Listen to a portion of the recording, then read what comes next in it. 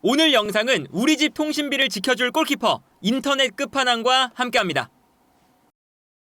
우리가 10월 A매치가 끝나고 10월 22일에 국정감사가 예정되어 있었잖아요. 그리고 그때 출석하기로 예정되어 있던 사람이 정몽규 회장인데, 정몽규 회장이 22일에 펼쳐지는 국정감사에 불출석한다는 사유서를 제출을 했습니다. 그리고 이 사유가 어떤 거냐면 17세 이하 여자 대표팀의 월드컵을 보러 가겠다라는 거거든요. 그래서 이제 문화체육관광위원회 국정감사의 증인으로 채택이 됐어요, 정몽규 회장이. 그런데 22일에 펼쳐지는데 정몽규 회장은 해외 출장 때문에 갈 수가 없다. 이 해외 출장은 17세 이하 여자 월드컵이 현재 도미니카 공화국에서 열리고 있기 때문에 17세 이하 여자 월드컵에 가야겠다라는 거거든요. 그런데 일단 정몽규 회장이 모든 연령별 대표팀의 대회를 가지는 않거든요. 그러니까 남자도 마찬가지고 여자도 마찬가지고 뭐 17세, 20세, 23세 대회가 있잖아요. 월드컵도 있을 거고 뭐 아시안컵도 있을 거고 여러 이제 대회가 있는데, 사실은 이런 굵직굵직한 대회가 있을 때 모든 대회를 가지는 않았어요, 애초에. 그런데 이번에 갑자기 이 국정감사를 앞두고 17세 이하 여자 월드컵에 가겠다. 근데 우리가 의아한 점은 정몽규 회장이 여자 축구에 신경을 많이 안 쓰고 있습니다.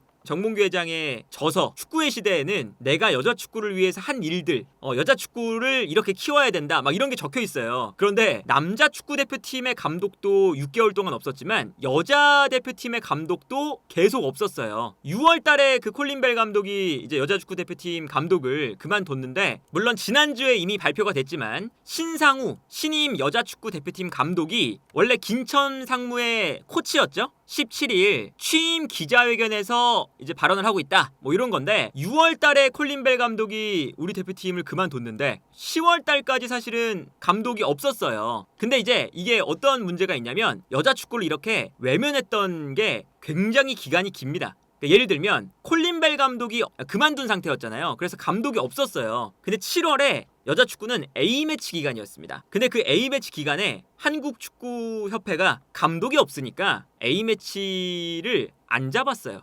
예를 들면 남자 축구라고 생각하면 있을 수 없는 일이죠. 그러니까 예를 들어서 우리가 클린스만 감독이 그만뒀고 우리가 월드컵 예선 말고 그냥 A매치 기간이었어요. 월드컵 예선이 없는. 근데 그 기간에 감독이 없으니까 그냥 경기를 하지 말자, 이렇게 된 거예요. 그리고 심지어는 작년에는 콜린 벨 감독이 있었잖아요. 근데 콜린 벨 감독이 있을 때도 A매치를 안 잡은 적이 있습니다. 그래서 그게 11월 달이었는데 A매치를 안 잡으니까 심지어 지소연 선수가 실제로 언급까지 했어요. 국가대표팀 감독이 3달째 공석이다, 요렇게 이제 기사가 나왔던 거였거든요. 8월 말에 나왔던 기사였어요. 여자 축구 대표팀은 지난 6월 30일 콜린 벨 감독이 사임한 이후로 3개월째 공석이다. 이게 뭐 8월 말이니까요. 그런데 감독이 없기 때문에 7월로 예정되었었던 A매치 기간에 A매치를 치르지 못했다. 그리고 심지어 여자축구 대표팀은 작년 11월에 마땅한 상대를 찾지 못해서 A매치 평가전을 치르지 못했습니다. 이때는 심지어 콜린 벨 감독이 있었는데도 불구하고 감독이 있는데 A매치를 안 잡은 거예요. 그래서 콜린 벨 감독이 그냥 선수들만 불러서 훈련만 했습니다, 모여서.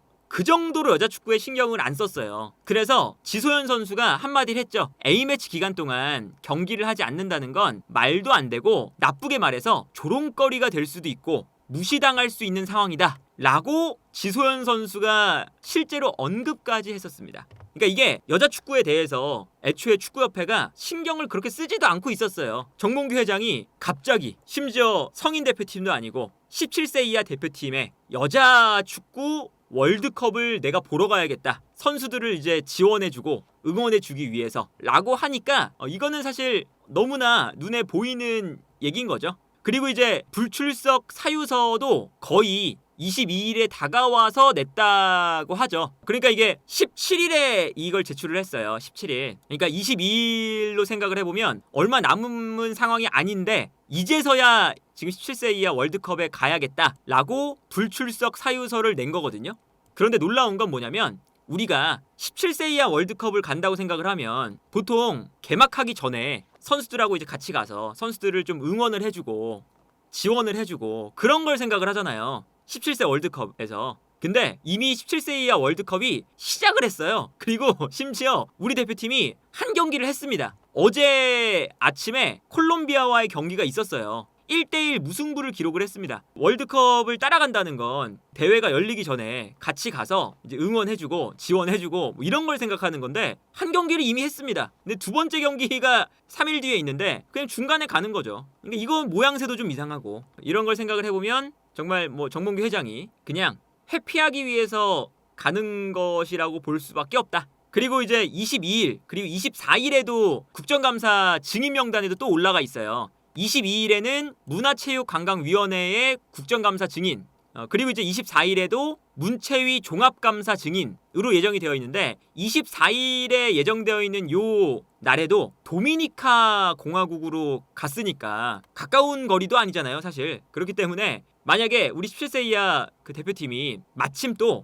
23일에 마지막 조별리그 경기예요. 조별리그가 끝나면 8강전부터 시작인데 8강에 만약에 진출한다 라고 하면 24일도 안 나오는 이런 방향으로 가지 않을까 라는 생각이 들고, 요번 이제 뭐 국정감사 때는 그 지난번에 뭐 현안질의 그런 거 할 때는 이제 홍명보 감독도 오고 이임생 위원장도 오고 뭐 정혜성 위원장도 오고 막 그랬었잖아요. 홍명보 감독의 선임 과정에 대해서도 이야기를 했기 때문에 그때는 이제 왔었는데, 이번 이제 국정감사 때는 홍명보 감독에 대한 그런 선임 절차 뭐 그런 것도 있겠지만 다른 것들에 대해서도 지금 이야기를 할 예정이라고 하죠. 그러니까 예를 들면 뭐 그 우리 축구협회가 보조금 문제가 지금 나오고 있잖아요. 축구협회가 나라에서 받는 보조금에 대한 부정수급의 의심을 받고 있다. 자세하게 읽어보면요, 이런 겁니다. 국회 기획재정위원회 소속 천하람 의원실에 따르면 기획재정부의 국고 보조금 부정수급 모니터링 결과 2019년부터 5년 동안 대한축구협회의 보조금 부정수급 의심의 정황이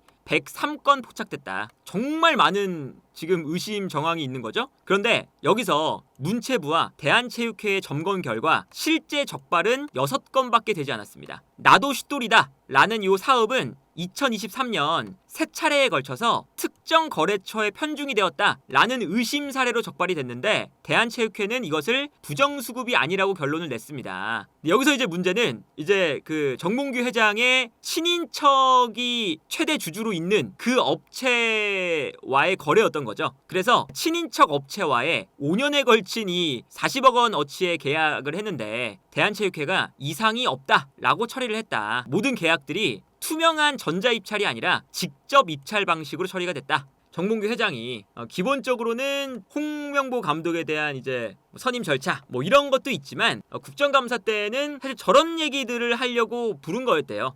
이제 정몽규 회장의 축구협회 내에서의 그런 이제 보조금 부정수급 의혹이라던가 축구협회의 여러 가지 문제점들이 있기 때문에 그런 문제점들에 대해서 이야기하는 자리였는데 17세 이하 월드컵을 보러 간다라는 거고, 지금 뭐 국정감사를 이번에 이제 안 나온다는 건데 벌금을 내야 된다고 하더라고요. 근데 뭐 그 벌금이 정몽규 회장에게 뭐 엄청나게 큰 돈이거나 뭐 그런 건 아니다 보니까 여자축구 17세 이하 월드컵을 보러 가는 건 회피하는 것에 가깝다라는 게 뭐 지금 정론이라고 할 수가 있겠습니다. 뭐 지소연 선수가 계속 여자 축구에 대해서 답답한 얘기를 중간중간 하고 있어요. 11월 달에는 이제 A매치를 못 잡았을 때 아까 보여드렸던 것처럼 조롱거리가 될 수 있다. A매치 동안 경기를 안 하는 게 말이 되냐, 우리 무시당한다 해외에서, 이런 얘기를 했고 4월 달에도 더 이상 상대를 못 찾거나 그래서는 안 된다, 아무것도 없다고 그냥 손 놓고 있으면 안 된다, A매치 기간에 좋은 상대를 좀 찾아서 경기할 기회를 좀 찾아야 된다, 계속 이렇게 이제 목소리를 내고 있는데 정작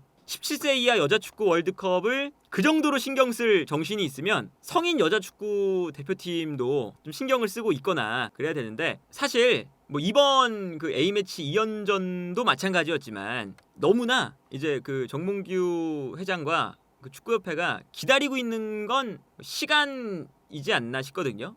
이제 뭐 당연히 10월 A매치 때도 요르단과 이라크 분명 까다로운 상대지만 사실은 우리와 요르단 그리고 이라크의 뭐 스쿼드 차이는 많이 차이가 나는 상태고요. 그러니까 우리가 이제 만나는 팀들이 다음에 만나는 팀들은 더 약한 팀들밖에 남지 않았어요. 쿠웨이트 원정, 팔레스타인 원정. 물론 이제 원정이긴 하지만 그래도 우리와의 스쿼드 차이는 많이 나는 팀들이기 때문에 이길 가능성이 당연히 높죠. 그러면 또 이기게 되면 홍명보 감독 잘하는 거 아니냐, 그리고 비판하면 안 되는 거 아니냐, 이러면서 또 이제 휩쓸리듯 분위기 좋아지고 이런 거잖아요. 사실은 이게 근데 우리가 오래됐어요. 늘상 이제 우리가 어쨌든 아시아 팀들을 위주로 만나다 보니까 우리보다 약한 팀들을 위주로 만나잖아요. 네이션스 리그가 만들어지면서부터는 우리가 유럽 팀들과의 만남을 가지기가 또 더 어려워서 당연히 약한 팀을 만나는 일정이 더 많아요. 그러다 보니까 보통 이제 뭐 이게 스포츠의 특성이긴 하지만 경기마다 큰 격차가 생기죠.